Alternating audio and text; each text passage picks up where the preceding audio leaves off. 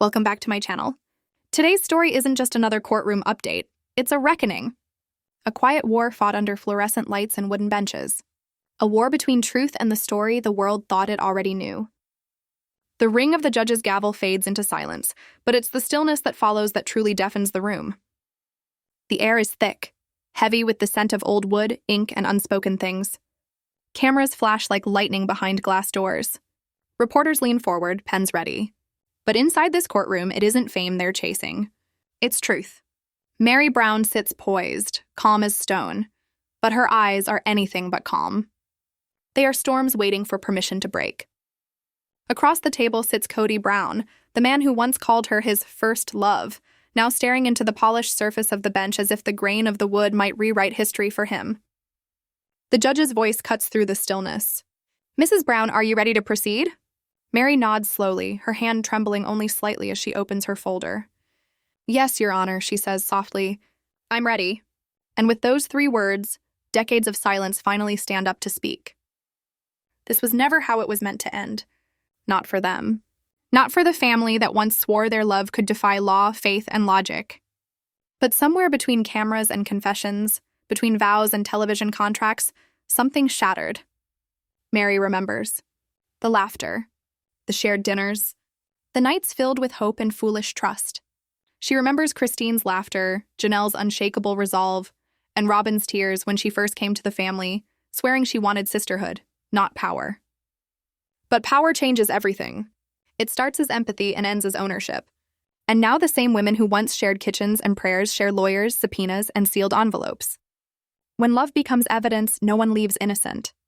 Kody's attorney stands, voice smooth, carefully measured. "Your Honor, we object to the introduction of this DNA evidence. This is a family matter, not a criminal case."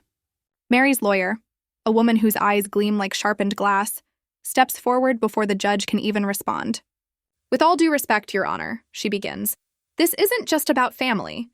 It's about deception, about money, about a legacy built on half-truths and televised lies. Millions were led to believe a fantasy, while the truth was buried beneath contracts and bank transfers." The judge leans back, expression unreadable. "Proceed carefully, counsel," he warns. "We are not here for theatrics." But the irony lands heavy, because that's exactly what this is, a stage where reality television meets real-life consequences. Mary's gaze drifts to Robyn. For the first time today, their eyes meet. Robyn's hands shake, her lips tremble, her mascara already melting under courtroom lights. For a split second, Mary sees the woman she once loved like a sister, the one who wept over dreams and faith, who begged for belonging. But that version of Robyn is gone. What sits across from her now is someone else entirely, a woman who learned how to cry on camera and win sympathy while dismantling everything sacred behind the scenes. The prosecutor hits play. The courtroom dims. Clips from SisterWives flicker on the screen. Scenes fans once called heartwarming, now reframed as evidence. The show that made them famous becomes the very testimony that might undo them. Smiling confessions, staged apologies, carefully edited family moments. Every clip, every soundbite is dissected. The illusion collapses under the cold hum of truth. Kody's jaw clenches. His reputation, his empire, all of it is crumbling in slow motion. The patriarch who once stood tall in front of TV cameras now looks small, cornered, human. His lawyer whispers something to him, but he doesn't move. Mary slides the DNA report toward the judge. The paper rustles softly, but it may as well be thunder. It's not just evidence. It's revelation. The whispers begin immediately, the kind of whispers that fill a courtroom like smoke. Reporters scribble. Cameras zoom in. The truth that was once sealed behind family walls now bleeds into public record. Mary doesn't gloat.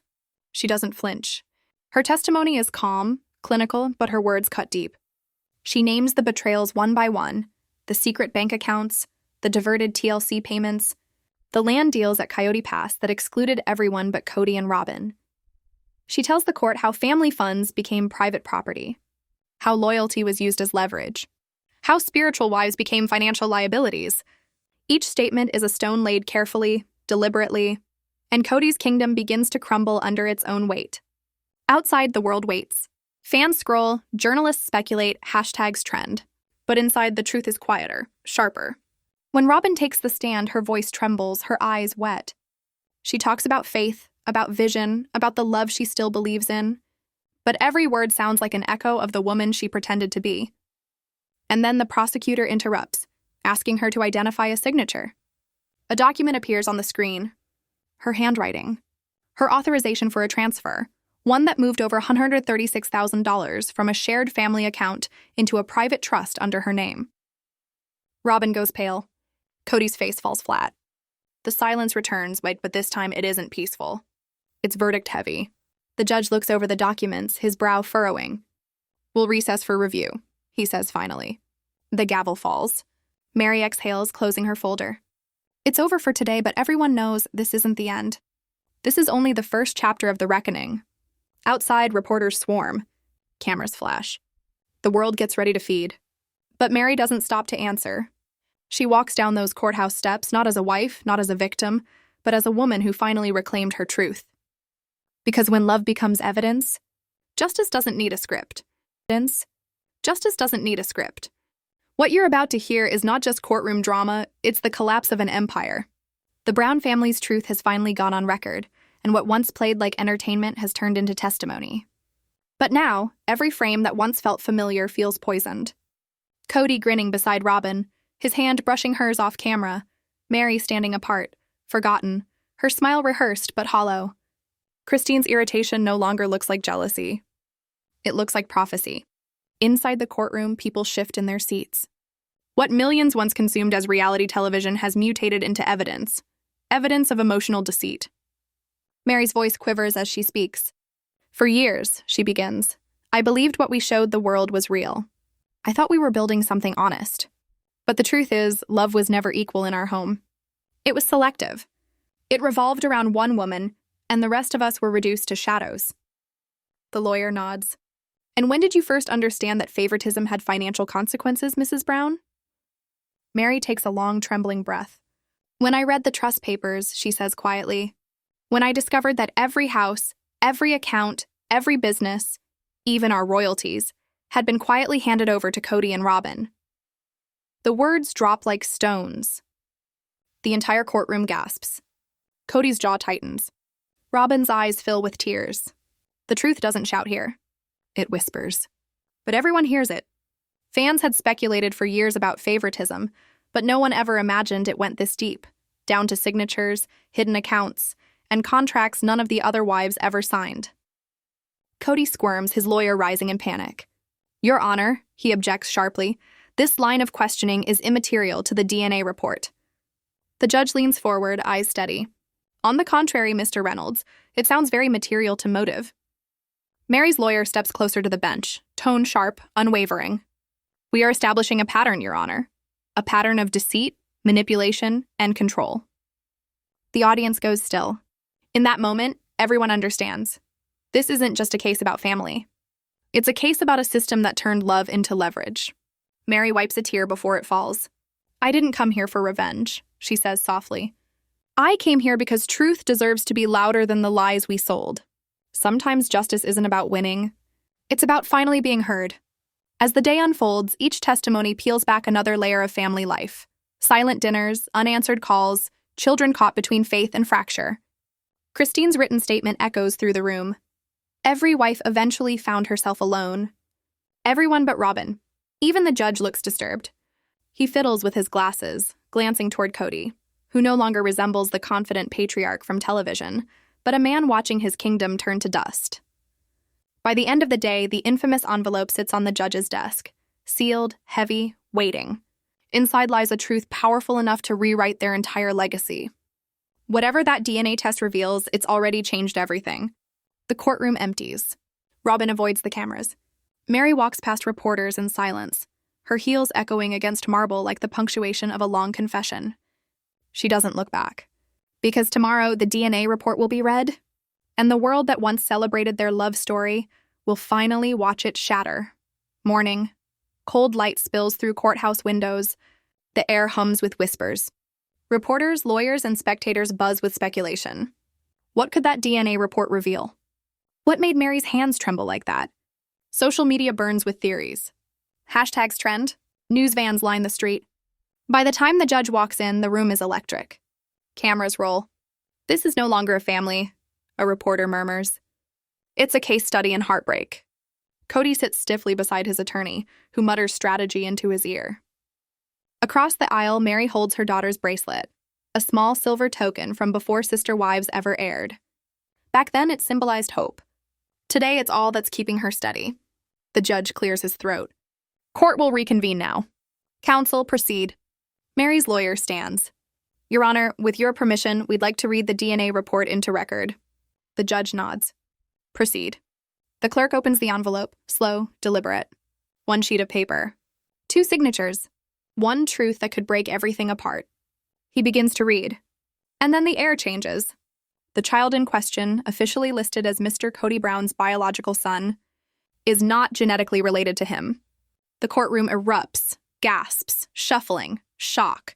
Even the judge pauses, eyes darting from the report to Kody. Robyn's head drops instantly. Kody's face drains of color. Mary exhales, a trembling, painful sigh, as though she's been holding her breath for years. The test, the clerk continues, reveals a 0% probability of paternity. Silence follows, not the calm kind, but the kind that devours oxygen. The truth doesn't explode. It implodes, quietly destroying everything around it. The judge rubs his forehead. We'll take a brief recess. But no one moves. Reporters type furiously. Whispers erupt like sparks. The Brown family, once reality TV royalty, has become the centerpiece of a public scandal. Mary closes her eyes, remembering every time she was told she was cold, difficult, unloving, every tear she swallowed when Robyn was given preference. And now, proof. This was never about favoritism. It was betrayal, wrapped in the language of faith. When the session resumes, Kody's lawyer tries to fight back. Your Honor, we challenge the validity of this report. There may be issues with chain of custody. The judge's gaze hardens. Counselor, are you questioning the integrity of this court? The attorney falters. Of course not, Your Honor. Mary's lawyer strikes again. Then let's address what this truly reveals. That this so-called transparent family was built on deception. My client was not only betrayed emotionally, but financially and spiritually. She was deceived by those she trusted most. Kody's lips part, but words fail him. His empire of control crumbles. Robyn weeps beside him, whispering something no one can hear. Finally, she lifts her head, voice trembling. I didn't mean for it to go this far, she says. It happened before our marriage was legal. I was wrong. Kody didn't know. The courtroom freezes. You lied to me? Kody blurts, voice cracking. You lied to everyone? Robyn breaks down. I was afraid, she sobs. You were the leader. Everything was in your name. I thought if the truth came out, it would destroy everything. And it has. The man who preached unity and faith now sits in ruins, his own truth weaponized against him. His silence is no longer power. It's confession. Reporters outside scramble for headlines. SisterWives scandal, DNA revealed, Brown family truth. Inside, the judge restores order.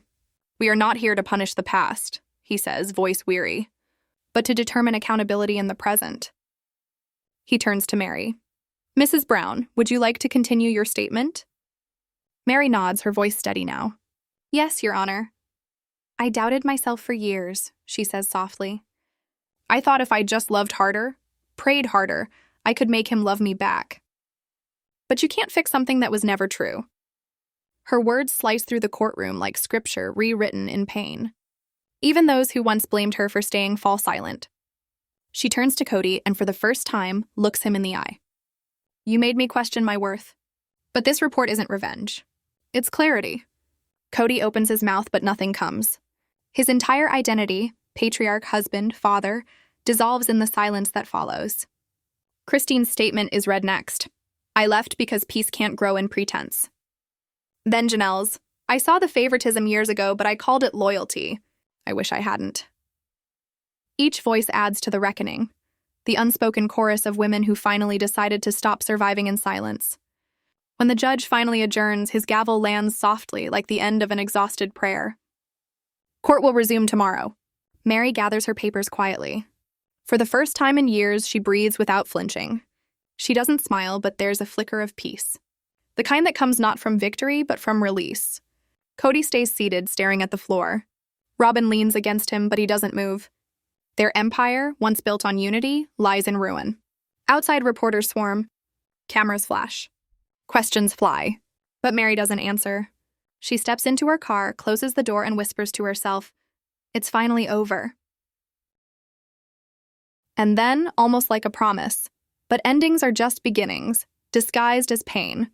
The parking lot erupts in chaos behind her. But Mary doesn't look back. She's already walking into a new truth. The cameras flash like lightning in a storm that refuses to end. News trucks line the street, cables snaking over the pavement, anchors rehearsing lines, microphones thrust into a crowd hungry for chaos. Reporters shout names into the cold morning air. "Mary! Kody, is it true?" But no one answers. Because this isn't Hollywood anymore. This isn't scripted drama. This is heartbreak, televised, dissected, and replayed in high definition. Yesterday's DNA bombshell didn't just explode. It detonated everything. The SisterWives universe, once a carefully painted portrait of faith, love, and unity, now lies in pieces. The blast left no one untouched.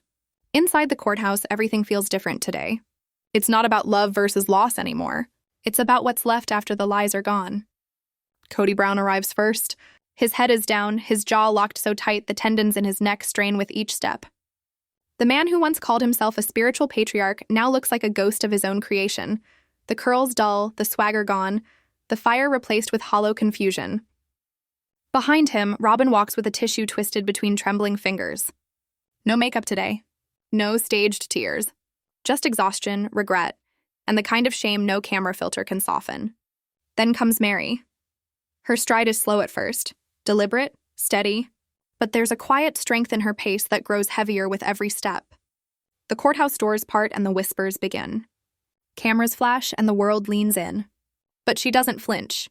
Her lawyer walks beside her, calm, composed, while Mary's face carries the stillness of a woman who has already fought every battle in private and survived. When the judge enters, the room falls silent. The kind of silence that carries weight, where even the sound of someone's breathing feels intrusive. The gavel strikes once. Court is now in session. Mary's attorney rises. Her voice, clear and controlled, cuts through the quiet. "Your Honor, following the discovery presented yesterday, we request complete financial transparency from Mr. Brown. Every joint asset, every profit earned under the family name." Kody's lawyer springs up.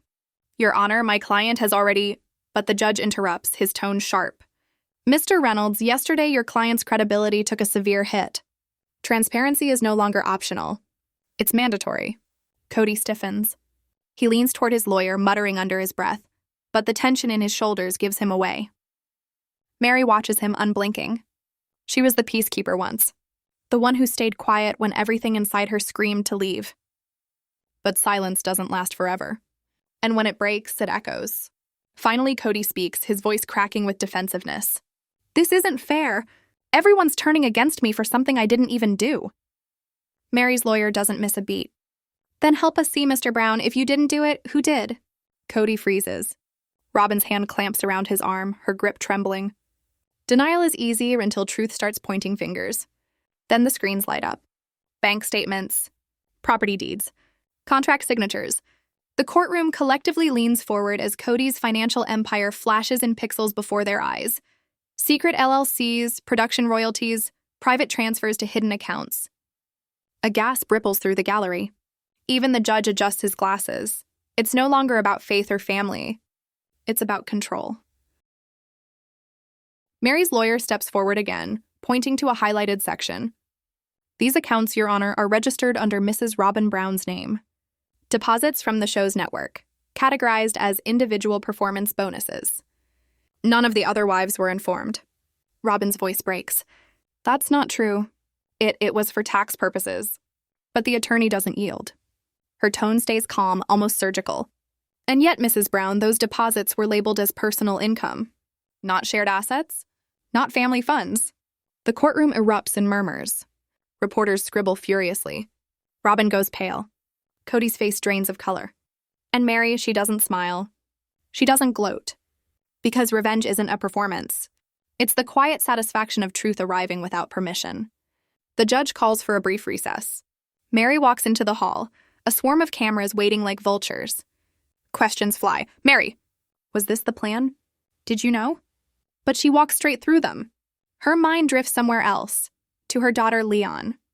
to the nights she stayed up wondering if the family she helped build could still be saved. She stayed when everyone told her to go. She believed when belief became foolish. But today, she finally understands. Some endings are liberation in disguise. Back inside, two familiar faces have appeared, Christine and Janelle. They sit quietly in the gallery, not summoned, not required, just present. Christine's gaze meets Mary's for a fleeting moment, a nod, small but heavy with meaning. Not forgiveness, but understanding. When the session resumes, Christine is called to testify. Her voice trembles at first, not from fear, but from the ghost she's about to summon. "I saw it happen," she says softly. "We all did. Whenever someone disagreed with Kody, he'd cut them off, emotionally, financially, spiritually, until the only one left beside him was Robyn. And by then, it wasn't a marriage anymore. It was a show." Her words hang in the air like smoke that won't clear. Kody can't look up. Robyn dabs her eyes, but the tears only smear what's left of her facade. Because when the people you hurt start testifying and the truth doesn't whisper, it screams. The judge nods solemnly. "Thank you, Mrs. Brown." Christine steps down. Then comes Janelle's testimony, read aloud from a written statement. It's factual, emotionless, but devastating. She details withheld resources, financial manipulation, and promises of love weaponized as currency. By the time her words fade, the courtroom is still again. The man who once claimed to lead his family by faith is now surrounded by evidence, not devotion. And as the day closes, it's clear. This isn't just a trial. It's a reckoning. And for the first time in years, the SisterWives aren't competing for Kody's approval. They're standing for truth. They're standing for truth. Today's story continues from the moment the courtroom stopped breathing, when truth became heavier than any verdict. "He always said we were equals." That was Kody's sermon, repeated in interviews, in family meetings, in front of millions. Equality. The word that made him look righteous. The word that convinced them to stay. But Janelle's written statement read differently. Cold ink on white paper. No emotion, just truth. "He always said we were equals," it began, but only one wife ever had access to the accounts. A hush slides through the courtroom like a wind that freezes the room mid-breath. Reporters lean forward. Spectators exchange uneasy glances. The same man who once claimed to guide his family through love and faith now looks small under the fluorescent lights. Kody slumps in his chair. His shoulders sagged, his face drained of color. The empire he built with words and cameras is collapsing before him. Robyn sits beside him, her eyes vacant, mascara long gone, hands pressed together as if praying for a miracle that won't come. Then Mary's lawyer stands. Her voice doesn't shake, it cuts. "Your Honor," she begins, "based on these findings, my client is filing for damages, not just emotional, but financial. We are citing fraudulent representation of shared assets and willful deception under the marital agreements." The courtroom stills. Even the air feels different now, thicker, heavier. Everyone knows this isn't just paperwork anymore. It's reckoning. Kody looks up, desperation clawing its way onto his face. "Mary," he says, voice cracking, "please don't do this. We can resolve this. Privately." She turns, meeting his eyes for the first time in what feels like years. Her tone is steady but glacial. "Privately?" she repeats. "That's all I ever wanted, Kody. But you made it public. The day you chose the cameras over your family." The silence that follows feels biblical. Sometimes justice doesn't roar. It whispers your own words back to you. By late afternoon, the judge calls for adjournment. But before striking his gavel, he speaks, his voice grave and deliberate. "This case," he says, "is far from over. There are deeper issues here, ones that reach beyond money, beyond fame." Mary nods slightly. She knows. It was never about the money. It was about reclaiming the story that had been stolen and rewritten under her husband's name. As she steps into the corridor, reporters swarm like locusts. "Mary, do you regret the show? Do you still love Kody? What about Robyn's child?" She pauses for a brief second, her face calm, her eyes burning with quiet truth. "You can't rewrite the truth once it's spoken," she says softly and walks away, leaving chaos behind her. By evening, the headlines ignite across every screen. DNA scandal destroys SisterWives empire. Mary Brown files damages against Kody Brown. Robyn's secret child shocks viewers. But for Mary, none of it matters anymore. Peace has no headline. Freedom doesn't need applause. It begins when you stop performing. That night, rain hammers against the courthouse windows. Morning arrives gray, colorless, like the calm after destruction. The crowd is thinner today. The ones who came for spectacle have gone. Those who remain come to witness closure. Kody Brown sits alone at the defense table. No Robyn beside him. Her chair stands empty, a ghost of yesterday's loyalty. Rumors ripple quietly. She's refused to testify, emotionally unwell, unwilling to face the avalanche she helped start. Mary enters quietly, her presence softer today, almost peaceful, but her hands tremble slightly in her lap. Some part of her still hopes for truth, because hope dies slowly, even when love already has. The judge enters and the room rises. This court is now in session. Kody's lawyer clears his throat, voice tentative. Your Honor, my client would like to make a personal statement before cross-examination. The judge nods. Proceed, Mr. Brown. Kody stands, once a self-proclaimed patriarch, now just a man without armor. His voice is low, shaking. I never meant to hurt anyone. The show, it was supposed to be about faith, about family, not about lies or money. I lost my way, maybe, but I did what I had to protect the people I love. His gaze shifts to the empty chair where Robyn should be. The silence that follows is deafening. Guilt has a sound. It's the quiet that comes after an excuse. Mary's lawyer steps forward, eyes sharp as steel. Mr. Brown, you claim your actions were for protection, but every financial record shows otherwise. Each transfer, each contract benefited only you and Mrs. Robyn Brown. Can you explain that? Kody stammers. Robyn had a better head for money. I trusted her. The lawyer doesn't flinch. Even when she hid assets? He hesitates. I didn't know. She opens a folder and holds it up for the court. Then how do you explain your signature on every transfer? The room comes alive, gasps, murmurs, disbelief. Kody's face drains again. The judge leans forward, tone sharp. Mr. Brown, are you suggesting these signatures were forged? Kody shakes his head. No, I'm saying I didn't know what I was signing. The crowd erupts. The judge calls for order. Mary just closes her eyes, remembering every night he said, Have faith in me, Mary. I know what's best. Blind faith, she realizes, was still blindness. Then the doors open. Every head turns. A new figure steps forward, unexpected, familiar. It's Logan Brown, Kody's oldest son. He walks to the front with quiet resolve, carrying a folder of his own. The courtroom buzzes. Kody's breath catches, and Mary sits upright, sensing the tide shift once again. Because sometimes it's not a lawyer or a judge that delivers justice. It's your own child, standing tall enough to face the truth you spent a lifetime avoiding. Tonight, the walls of the courthouse don't just echo, they breathe. The storm outside has quieted, but inside, thunder still lives in the air. Every camera, every whisper, every breath waits for the next word that might shatter what's left of the Brown family legacy. The doors open. Logan Brown steps in, not as a son anymore, but as a witness. He looks older than his years, face drawn tight like someone carrying the weight of generations. His eyes aren't angry as they're exhausted. He walks to the stand without a glance toward his father. Kody shifts in his seat, his jaw locking, but there's a tremor in his hand that betrays him. The oath is taken. The silence is absolute. Even the rain outside has paused, as if the heavens themselves are holding their breath. Mary's attorney steps forward, her voice sharp but steady. Logan, can you tell the court what you found when you reviewed your family's financial records? Logan's throat tightens, but he nods. My father asked me to organize some tax documents last year. He begins, his voice low. That's when I found the inconsistencies. Transfers that didn't make sense. Consulting fees paid to an account in Robyn's name. Private accounts labeled under initials, not names. But Mom Mary, Mom Janelle, and Mom Christine, they weren't mentioned anywhere. A murmur ripples through the gallery, gasps, stifled curses. Pen scribbling. Mary doesn't move. She only closes her eyes as if confirming what her heart had already known. And did you confront your father about it? The attorney asks gently. I did.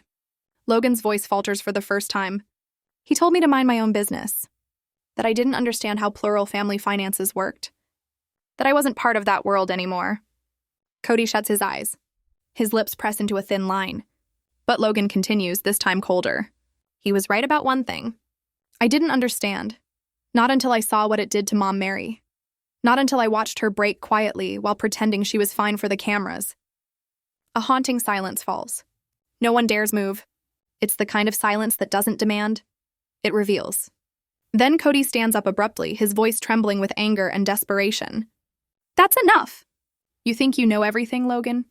You were raised under the same lights, the same scrutiny. You have no idea what it took to keep this family from falling apart. The judge slams the gavel. Mr. Brown, sit down or you will be removed from this courtroom. Kody's rage burns hot, then collapses under its own weight. His shoulders sink.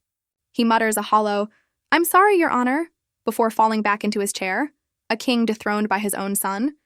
Some breakdowns come as tears. Others arrive as surrender. Mary watches, her expression unreadable. She's seen that anger before, behind closed doors when cameras weren't rolling. The fury that used to control, to silence, to dominate. But not today. Today, truth speaks louder. Then, the attorney requests to play one final piece of evidence.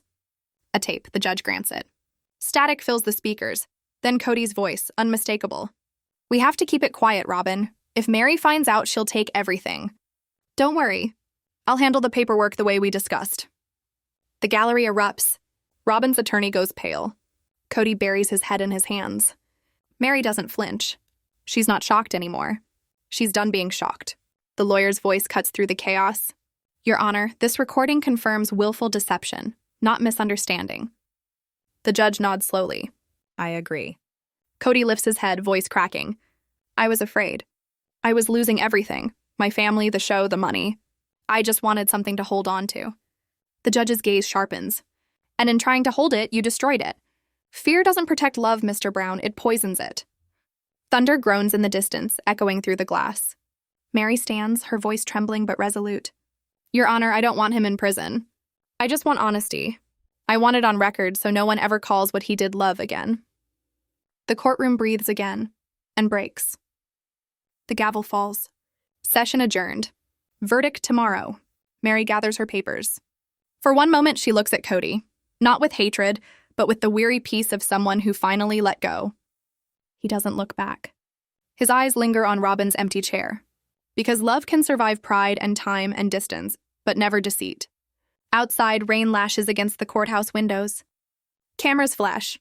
Reporters swarm. Mary keeps walking, tears mixing with the rain. In her car, her phone buzzes. A message from Christine. "Proud of you. You finally did it." Mary replies with a single word. "Free." Lightning splits the sky. And for the first time in years, the storm feels like it's on her side. Next morning, the verdict. The courthouse looks smaller now. The chaos has quieted, replaced by exhaustion. Everyone knows. Something irreversible is about to happen. Mary walks in first, calm, steady, radiant. Kody enters seconds later, thinner, his fire gone cold. Robyn's seat is empty. Word has spread. She fled the state the night before. All rise. The judge enters. The gavel falls once. The sound isn't loud, it's final. "We are here to conclude the case of Brown versus Brown," the judge begins. What started as a family disagreement has revealed a pattern of deception, greed, and manipulation. This court recognizes not just the financial wrongdoing, but the emotional destruction caused by it. Kody stares forward. His lawyer bows his head. "This is not a verdict on faith," the judge continues. "This is a verdict on accountability." The room holds its breath. Mary exhales softly. Upon review of the evidence, the judge reads, "This court finds Mr. Kody Brown guilty of fraudulent concealment of marital assets with intent to deceive. Restitution is awarded to the plaintiff." Gasps, whispers, shock. The judge continues. "In recognition of emotional distress and loss, Mrs. Brown is granted damages in the amount of $14 million. Mary closes her eyes. She doesn't smile. She doesn't cry. She just breathes deeply, finally. Kody slumps back, whispering something no one hears. The judge's tone softens. "Mr. Brown, you once preached about trust on national television. The irony is that it was the one thing you couldn't keep. I hope someday you find peace, not control." Bang. Case closed. The courtroom erupts. Reporters run. Cameras flash. Voices collide. But Mary doesn't move. For years, she lived under the shadow of a man who called himself her protector. Now she stands in her own light, unguarded, unbroken, free. Christine and Janelle rush to her side, tears falling, arms wrapping around her. They whisper the words that need no explanation. "We survived." Across the room, Kody watches. Not angry, I'm not proud, I'm just lost. Because the truth didn't take his family away. His lies did. Outside, reporters swarm. Mary, will you forgive him? What comes next? She pauses, voice soft but steady. Forgiveness isn't for him. It's for me. And with that, she walks away into a new life that doesn't need an audience. That night, she sits alone in her quiet home. No producers. No scripts. Just peace. Her inbox floods with messages. Women from around the world thanking her for standing up, for showing that silence isn't strength. One message reads, "You gave us the courage to leave too." Tears fall freely this time. Not of sadness, of release. The TV hums in the background. Justice for Mary Brown. She turns it off. She doesn't need to watch it. She lived it. Far away in a dark motel room, Robyn sits alone. Her phone rings, unanswered. A photograph of Kody and the children lies face down on the table. Outside, thunder murmurs softly like regret. Some stories don't end in justice. They end in silence and the ghosts of what could have been. The next morning, sunlight breaks through the clouds. Mary steps onto her porch, the air crisp and new. She closes her eyes, lets the warmth touch her face. "It's done," she whispers. Finally. For the first time, she's not someone's wife. She's Mary Brown, survivor, witness, truth-bearer. And sometimes victory doesn't look like triumph. It looks like peace. Fade to black. Narrator. For years, they called it faith. But when love demands silence and truth demands courage, which one would you choose? Demands silence and truth demands courage. Which one would you choose?